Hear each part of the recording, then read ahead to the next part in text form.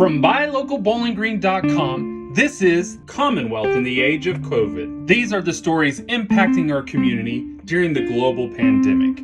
I'm your host, Matt Pinnell. Since the first case of coronavirus in the U.S. was confirmed in February of this year, restaurants and food businesses around the country have been affected in various ways. As the virus continues to spread, we've asked Heather McGuffey of Teresa's restaurant to share how they are surviving in these trying times. So how's business going? It started off a little rough, but since then it's picked up every week. I think it's just become a new. When did it start? When did it start rough? Like second week of March? I think it was actually third week. Okay. Yeah. How did you find out about all this? Like, when's the first time you heard coronavirus or COVID-19? Do you remember hearing it? Well, I'd say it was a couple weeks before we actually got shut down. Probably sometime in February, I would say, the first time I heard about it. And did you see any of the customers drop off before? No. So people were coming in. Yeah. That Saturday was just like a normal Saturday. That week was the week that we really started getting nervous about them shutting down. We came back in that Monday. It was almost just like a record Monday for us. Just shy of just a few $100s actually for our record Monday, and couldn't open the doors Tuesday. What do you think? Do you think people just came in because they're like, oh, this is it? Yeah. Gotta go before. I don't really know. I really think that just around here, people probably didn't take it as serious as it already was at that point. They were still going about their normal life. And so, how did you pivot right away? Because that Monday it shuts down. How long until you figured it out? This is what we have to do to at least keep the money coming through to keep this open. Well, like I said, the first couple of weeks it was rough. We lost money the first couple of weeks, just trying to figure out the inventory levels, the payroll, this and that. We kept 2 employees, full-time, plus myself, throughout the whole thing. I think we would have been okay if we didn't roll into your quarterly taxes and all that stuff from the prior, when you was making this and now you're making this and still have to pay for what you did the quarter before. But it took a few weeks, I would say, to figure out how to maintain a flat level there. And trying to figure out how much inventory is going to cost right now is another pain in the neck. Yeah. It's still a pain in the neck. Every day I talk to my sales reps about this and that. They keep me informed on beef, on paper products, anything that's looking like it's about to change drastically. They let me know. I try to order a little bit ahead if something's going to go skyrocket. It's like playing the commodities market. Yeah. You're trying to figure out what's cattle going to be in the next. Yeah. It's How much has it gone up? Well, we really haven't seen a huge spike in the beef products yet. We actually, it's really crazy, but when this first happened, we seen crazy spikes in like our eggs. Okay. I couldn't even tell you a percentage, but I can tell you that we went from paying somewhere around $18 a box to almost $70 a box for same eggs. And out of the blue, none of the sales reps could even explain why spike was on eggs, because there wasn't a shortage on chickens or eggs or anything at that point. Do you think people were trying to gauge that it's going to be a run on everything? Because there was a run on it in the grocery stores too, correct? Yes.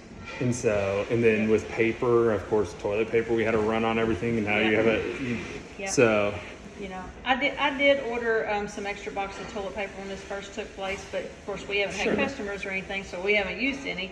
So And from what I understand, that toilet paper is in abundance, like the restaurant and all that. And so that's not an issue. It's the you're at home kind of thing. Yeah. Now that's the other thing that a lot of people are dealing with in restaurants. I just talked to a farmer today. I didn't do an interview, but I talked to him. He's like, one of our biggest clientele are the restaurants. And that's now all gone. My home orders are up, but my restaurants are down. Is that kind of translated in people who come in and daily purchases, or are you starting to see people come back and buying from you for takeout? Yeah, like I said, you've seen a huge drop the first 2 to 3 weeks. People, I guess, trying to figure out what the new lifestyle is going to be. But, the last 6 to 8 weeks, I think it's become a new norm for people. I think people has adapted to this curbside pickup, takeout orders now, and it's, it's like it's your new habit now. It's just the way you do it now. And I think now, like I said, I think people, it's just their new way to figure it out and adapt it to it. And the last 6 to 8 weeks has been pretty decent. In full disclosure, I helped set you guys up on online ordering, but did you ever think Teresa's would be an online ordering? No, and it's like I told Matt, I'm telling you, this is our only 3rd day live. And we're not taking off like the donut shop or anything. Sure. Which I told Matt I didn't think we would, because of the type of food we are, the hours that we are, stuff like that. So, and probably customers, typically who go for this comfort food and all that, they're usually not techie, whereas the donut shop has a bunch of college students. Yeah. I mean, let's be straight up about that. Yeah. So our first day, we was like 6 orders, or 6 online orders. Second day was 6, and today we've only done 3. But I think anything extra at this point is a good thing. And like I told Matt, I didn't think it was going to be a huge, big thing for us. But I like it. Just another way. Yeah, and I like it. So. Yeah, and I think it's just as time goes on, because the one thing that I've started studying like a nerd, 1918, they had everyone started opening up again, and then they had a second wave. And so it's good to already have, hey, don't forget, if something happens, you still can online order, call in, have all that as an option. And I think it's definitely something we're going to keep going through even when we do open next week, just because I think a lot of our younger customers are going to continue to use it instead of coming in and sitting down. The older generation like to come in, sit down, drink their coffee and stuff. The younger generations is on the go. They're more technology savvy, so they're just. I think it's going to still be a benefit to us.